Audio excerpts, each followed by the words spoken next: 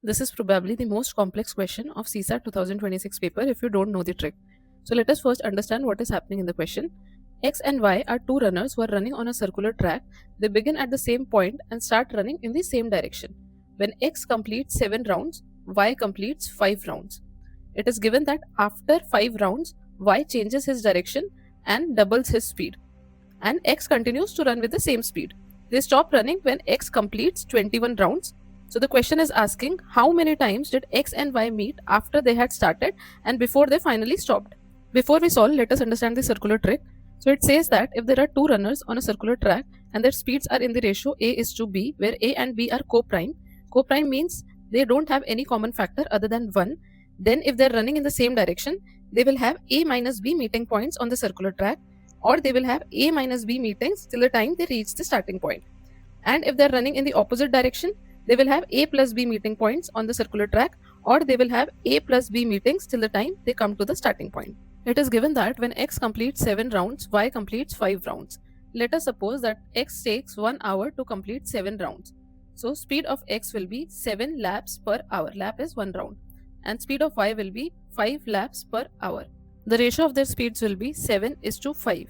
7 and 5 are co-prime numbers. So this means that they will meet for 7 minus 5 times. That is, they will have 2 meetings. It is given that after Y completes 5 rounds, that is, after 1 hour, Y changes his direction. We are taking 1 hour because speed of Y is 5 laps per hour. So after 1 hour, Y changes his direction and doubles his speed.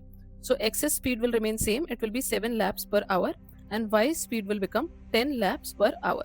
This means that X covers 7 laps in an hour and Y covers 10 laps in an hour. So they meet after 1 hour after covering 7 and 10 laps. The ratio of their speeds will be 7 is to 10. 7 and 10 are co-prime numbers. Hence we can use this formula.